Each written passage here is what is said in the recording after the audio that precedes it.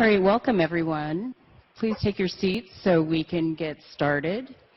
My name is Audrey Wong. I'm the Director of Marketing and Communications for Research and Education and Director of Media Relations here at Johns Hopkins Medicine. Today we gather to share with you two historic events, and I thank you all for coming.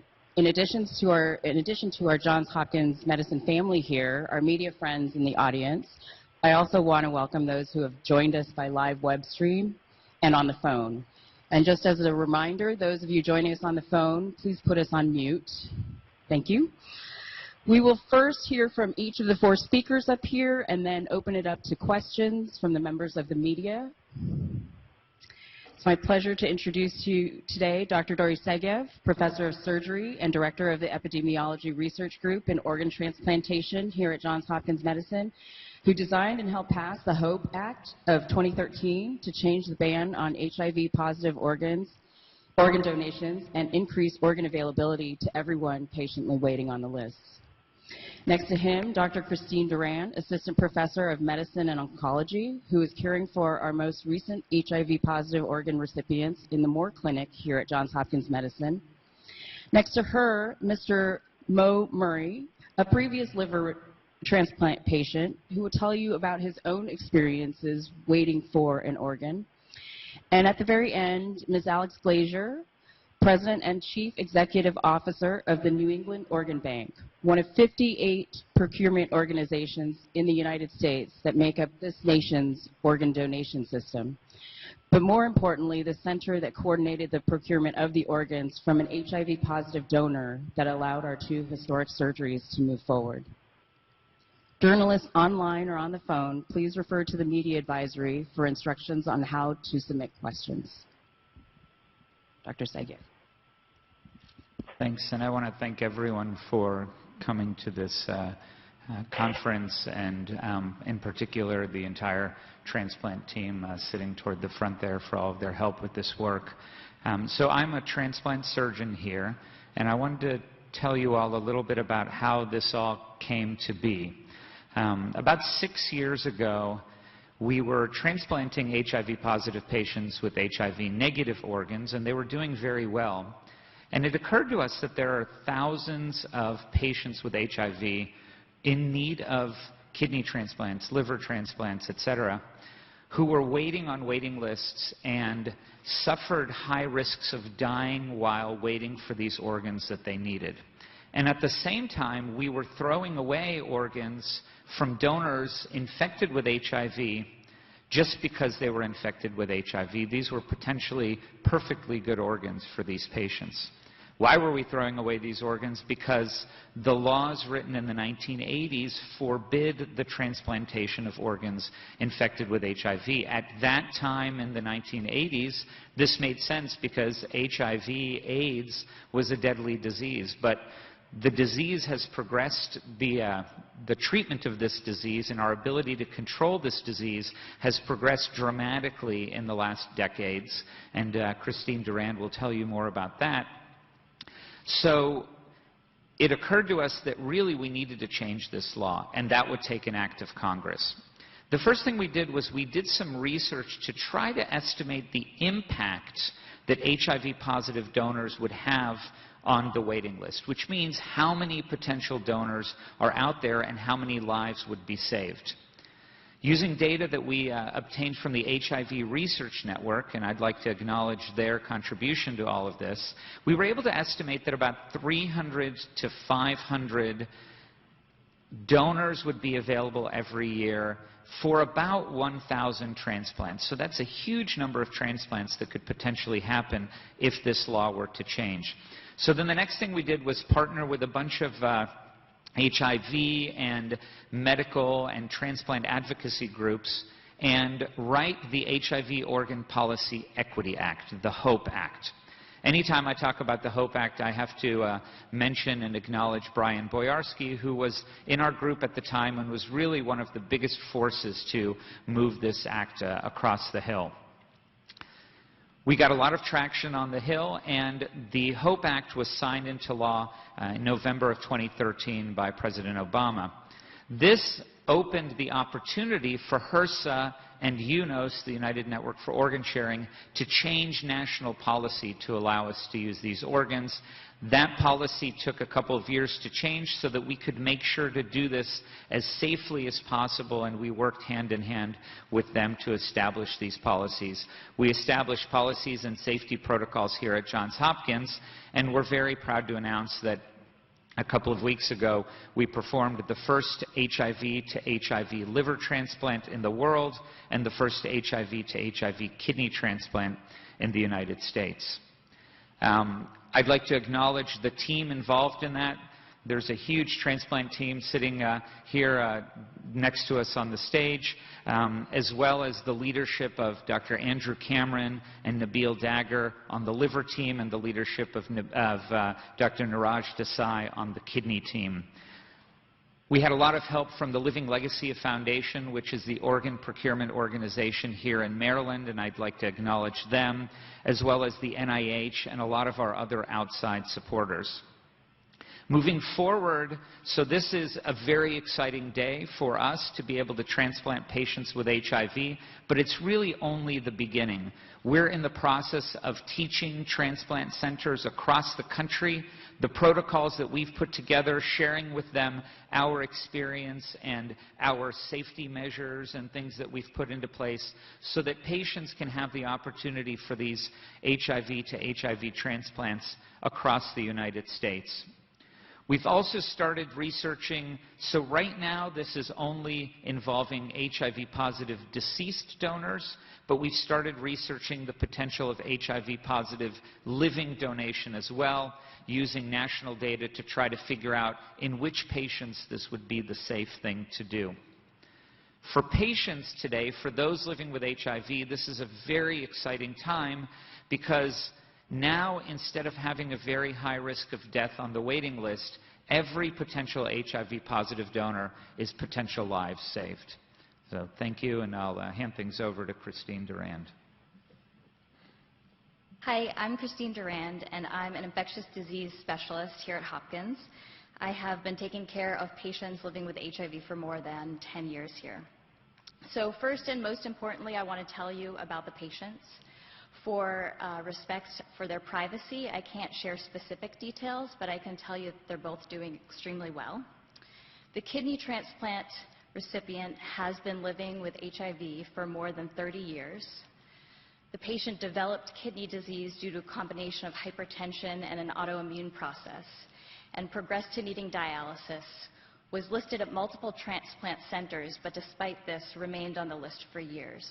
The patient was the first to enroll for the study, and finally, after years of waiting, the call came just a few weeks ago. The surgery went without complication, and the kidney began working immediately. The patient is already home and doing well. The liver transplant recipient has also been living with HIV for more than 25 years. The liver disease developed as a complication of hepatitis C, and although we were able to cure the hepatitis C infection with new medications, the virus had already done extensive liver damage and progressed to liver failure. The patient would have remained on the wait list for years without an organ offer, but because of this innovative study, the patient was able to receive an organ at a time when they were doing well still. The patient is still in the hospital, but expected to be discharged in a few days, and the liver is functioning extremely well. So again, although the patients refer that their identity remain confidential, they wanted to express their gratitude, in particular to the donor and the donor family, and especially to the medical team at Johns Hopkins who's provided care for them, and then to the larger research and policy efforts that have made this possible.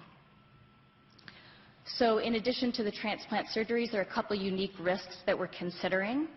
These patients will be exposed to a second strain of HIV from the donor, and they may be secondarily infected with that strain. What that means is that we need to consider carefully whether the donors have resistant virus. So all of the recipients are going to be on HIV medications already, and so when we consider these donors carefully and select them, we have to take into account matching regimens and matching HIV resistance patterns. So this is something we're going to monitor for carefully over the ensuing months. So we are encouraged by these first successful transplants, and now it's our hope and our aim to extend this possibility for other patients who are waiting on the list. As Dr. Segev mentioned, we have a long history here at Hopkins of recognizing issues that our patients face and then making contributions from research and policy efforts to really change care. And nowhere more than HIV and AIDS has Hopkins really held up this legacy. So starting back in the 1980s, before we even knew the virus that was responsible for AIDS, Dr. Frank Polk and Dr. John Bartlett here at Hopkins opened the first specialty clinic to help this vulnerable population. And hand in hand with this care, just as we are trying to do here, they also started research innovation. They started the MAX cohort and the ALIVE cohort. These are two large studies which have really revolutionized HIV care and made possible the major advancements. These contributions have changed HIV from being a death sentence to now being a manageable illness. So in addition to these four founders of HIV research and care here at Hopkins, we also couldn't do this work without the support of our community here at the Moore Clinic, which is directed by Dr. Richard Moore. We also need to thank the National Institute of Allergy and Infectious Diseases, specifically Dr. Thomas Quinn's lab, and the efforts of Dr. Aaron Tobin and Dr. Andrew Redd, who are the lead virologists on this study, and their contribution cannot be underestimated. So it's a privilege to be part of this effort, and I'm really excited to be moving forward to allow this life-saving therapy to be extended to other HIV patients in need. And it's an advancement that will benefit everyone on the list, including those without HIV. Thank you. Hi, my name's Morris Murray, and I was diagnosed with HIV in 1987. I went to the Moore Clinic here at Hopkins for treatment, and I was put on AZT, which was the only drug available at the time.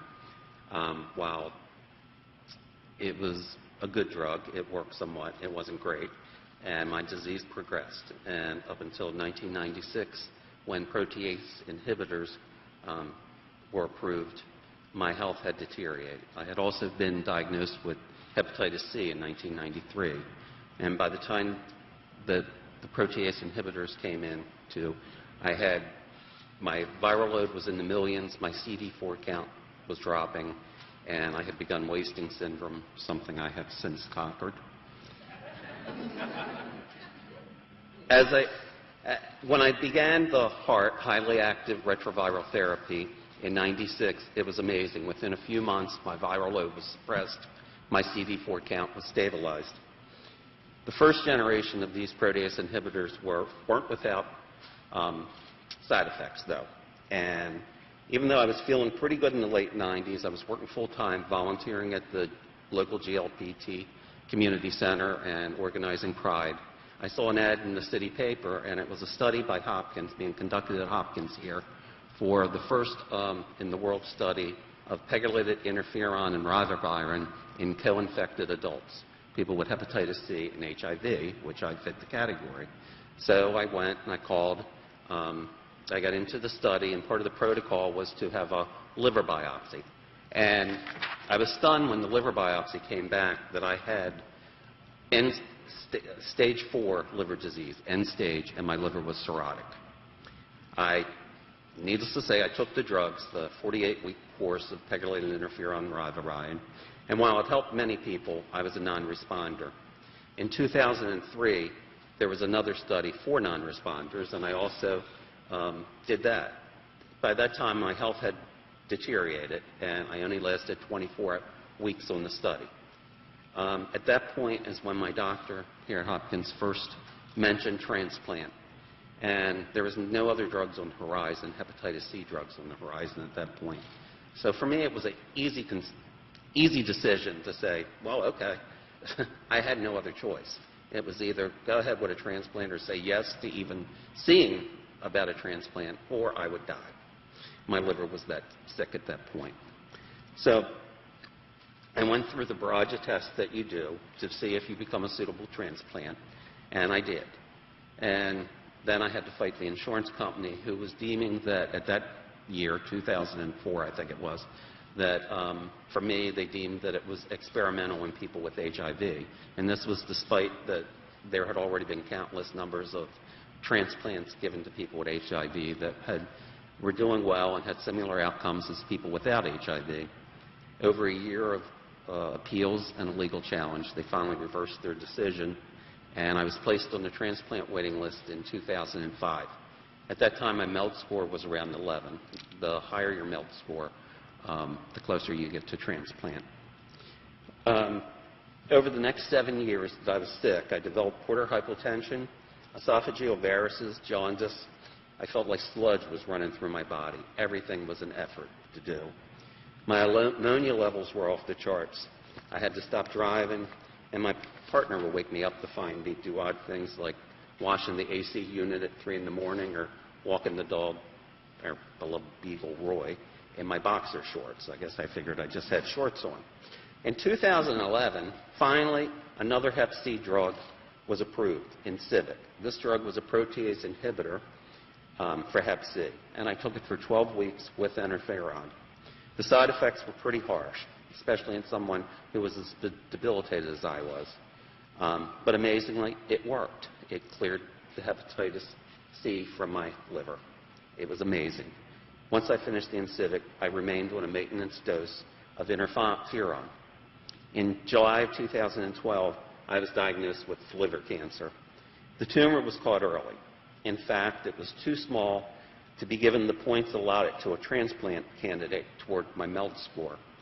So I had to wait until the tumor grew large enough, and then I was given the extra points. Then I underwent a TASTE procedure where chemo was injected through the groin into the tumor in the liver, which was to hold it at bay while I continued my wait for a donor liver. On December 30th, 2012, I got a call from the transplant center. A donor liver had become available. The next day, New Year's Eve, I underwent a successful transplant surgery. That evening, my family came into ICU. I was off intubation, groggy, but talking, and everything seemed great. My family went home to get some rest. However, sometime during the night, my vitals took a turn, the labs were off.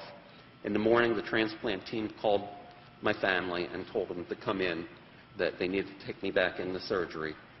Something was wrong. What was determined was that in an extremely rare instance, the organ that was put in me had failed to graft. It simply was not working. They told my family that I would need a new liver. I was immediately put as status 1A on the transplant list, which is the most urgent and reserved for people who have hours or a few days to live. During that period, I began to swell like the Michelin Man. Both kidneys had failed, as well as my respiratory system failed. I was receiving bedside dialysis to rid my body of toxins. I was being kept alive solely by machines. The doctors were determined, my family was hopeful, and I was in a coma. On January 4th, 2013, a liver from a 21-year-old woman became available. A young lady who so generously decided to become an organ donor had suddenly died from an asthma attack. The second transplant was successful, and once that new liver was placed in my body, I started living again. I left Hopkins for home later that month, and boy was my beagle glad to see me. I'm thankful for both and grateful for both my organ donors that they had made the decision at some point in their lives to be donors. I wouldn't be alive today if they hadn't. I also know that when I was so sick and only had a brief period of time to live, that if an organ from a person with HIV had been offered to me or to my family on my behalf, we would have gladly accepted without hesitation. If pos-to-pos transplants had been available sooner, I may not have had to wait until I had liver cancer to receive an organ. I have HIV, and I trust the doctors, researchers, and medical community to do the proper screening to ensure that all these organs are going from pos-to-pos patients. All donated organs are screened for a host of diseases and viruses, and I'm living proof that these transplant teams know what they are doing. If you've ever considered if you have considered organ donation but think that no one will want your organs, let the doctors decide that. It is amazing how good many of our parts are, even when one organ fails. These pos-to-pos transplants make sense. Too many organs have been wasted due to this outdated ban. Science has made great advances in HIV care, where it is now a manageable disease. I'm no longer afraid of dying of HIV or AIDS. I'm extremely hopeful that a cure will be possible in my lifetime, just as I was cured of Hep C. We need to take full advantage of this advance in medicine and work together so that all of us can live longer and healthier lives. What we need are more organ donors in order to do that. And I urge everyone, regardless of your HIV status, your race, or ethnicity, to consider organ donation, even the press in the room. Write about it, talk about it, make yourself a part of the story. I know you're not supposed to, but register and be a donor.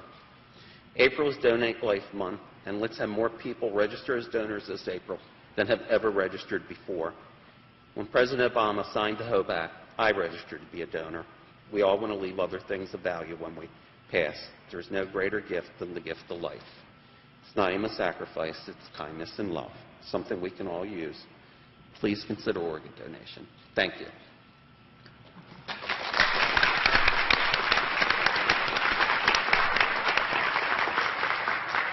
Perfectly said. New England Organ Bank has a long history of partnering with transplant centers to make innovative transplant procedures a reality for patients in need. New England Organ Bank's mission is to save lives through donation, and to a person, I know this is what motivates our staff every day. But on this day, we are especially honored to have been part of making history with this donation and transplant. The passage of the HOPE Act gives real hope to HIV-positive patients awaiting transplant. And, importantly, it also gives hope to those with HIV who can now share in the legacy of saving lives through organ donation. As is always the case with transplantation, the human generosity of the donor and donor family is at the very core of surgeries such as this one. Earlier this month, a remarkable family saw past their own loss. It is their gift that made this groundbreaking transplant possible. I am honored to read a statement from the donor family who wishes to remain anonymous at this time.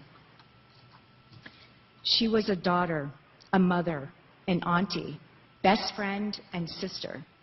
She was a very boisterous soul and set the mood wherever she went.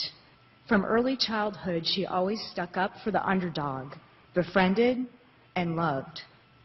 HIV was not a choice she made, but she fought it for herself and our family every day. As we all know, HIV is a stigma, and people with the disease are unfortunately, at times, treated differently. The staff at Yale New Haven Hospital, ER, and NICU unit kept fighting for her, never giving up, even with the poor odds she faced. With their help and the drive behind New England Organ Bank, she was able to leave this world helping those underdogs she fought so hard for. Our family was fortunate to have had her for the time that we did, and blessed she is able to continue on within our hearts and the souls of so many she is able to help. Thank you. So you've heard from a surgical perspective, an infectious disease perspective from one of our recipients, and from the donor's family, those wonderful words about the donor.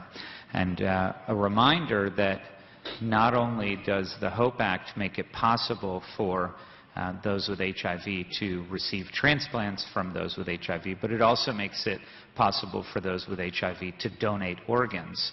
And that removes one of the major stigmas. Imagine that you want to be a registered organ donor, but you're told that you can't be so because you happen to be infected with HIV. With the HOPE Act, that ends, and those with HIV can become organ donors, and that's very important as well.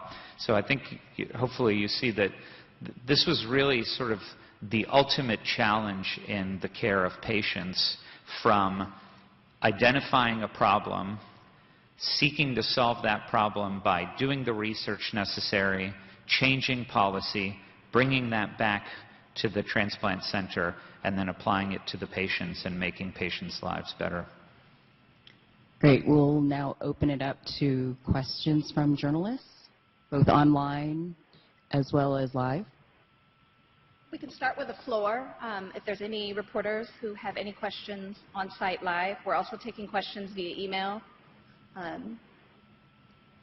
So we can go ahead and ask a couple questions from our email. How do immunosuppressant drugs affect the patient's HIV status? I'll let Dr. Durand handle that one. So that's a great question. We do have experience now for the past decade or so of doing HIV-positive recipients using HIV-negative organ donors. And there were concerns initially that additional immunosuppression might lead to AIDS-related illnesses or complications.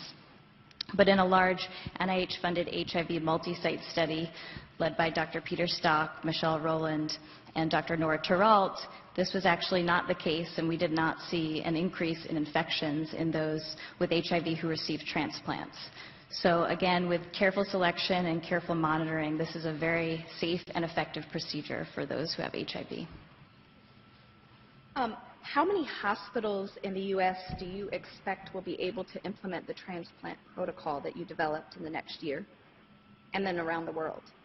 Right. So the requirements for doing positive-to-positive transplants are that you had to have had enough experience doing negative-to-positive transplants, which is why we took on this role so early, because of our experience with this.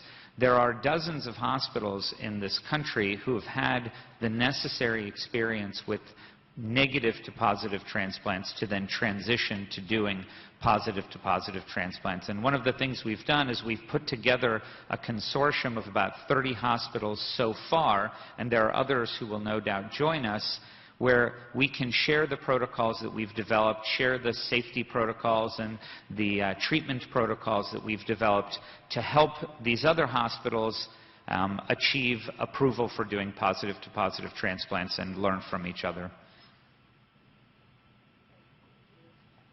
Are there any reporters on the floor that have any questions?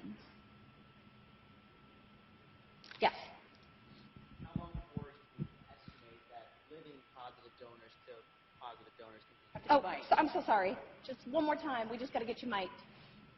How long do you estimate before you can do living positive to positive patients? Right. So live donation, the added challenge is to make sure that we don't think that that patient, with whatever medical problems they have in addition to the HIV, will be putting themselves at too much risk. We're going to start with live kidney donation, and we've just nearly completed a study to identify the characteristics of the donor that would make them most safe to donate. I anticipate probably in the next couple of months we'll be working to roll out a research protocol to allow that to happen. But we really want to make sure that it's safe and finish the research appropriately. Any other questions from the floor? Yes. Can you just wait 1 second while we get you mic'd? Yeah, I know your research found 500 to 600 people a year were dying who were HIV positive that could be donors. How many do you think would actually translate? How many do you think hospitals around the country will do a year at some point when everyone's approved? Right. So the estimates that we had were based on the medical conditions. So the estimation was that 300 to 500 people every year would die under the conditions that would make them appropriate kidney or liver donors. We hope that those whose families, that families who find their loved ones in those situations will consent to donation. We hope that people living with HIV who want to be organ donors become registered organ donors. We can't exactly estimate how many will actually happen, but my suspicion is that as we get the word out to those living with HIV, those with HIV on a waiting list, those transplant centers who could be participants in this, and the organ procurement organizations, et cetera, as we get the word out, we'll have more and more donors become available. Any other questions from the floor? I think we have another email question. Could you please say more about the different strains of HIV between donors and how you go about checking whether those different strains make transplants problematic in some cases? Sure. So usually when we talk about strains of HIV, the most important thing to consider are what drugs will work to suppress that HIV and prevent disease. And so the donors that we select, for the most part, will likely be on effective medications and have very low or even undetectable virus in their blood. We can do testing to see if they've ever developed any drug resistance in their lifetime, and these tests are commercially available, but they take a few weeks to come back. So what we will rely on, as we do with other processes in the organ evaluation, is using the medical record and talking to the medical teams that have been taking care of donors to be sure that there's no concern for a history of drug-resistant virus. Are there any other questions from the floor? Will HIV-positive recipients no longer be candidates for HIV-negative organs? Will they only be allowed to receive HIV-positive organs? So the HOPE Act actually expands the donor pool and expands opportunities for those with HIV. So somebody on the HIV waiting list can elect to consider HIV-positive organs in addition to the already existing pool of HIV-negative organs. So presumably if you have HIV and you're on the waiting list, if you want to wait for an HIV-negative organ, that's completely possible. If you want to get transplanted faster, then you can elect to also consider HIV-positive organs. Any other questions? Oh, I'm sorry. To confirm, there was 1 donor and 2 recipients? Right. There was 1 donor and 2 recipients, one of whom received a liver and one of whom received a kidney transplant. Any others from the floor? I think that'll conclude our Q&A for now. Thank you very much. And thanks, everyone.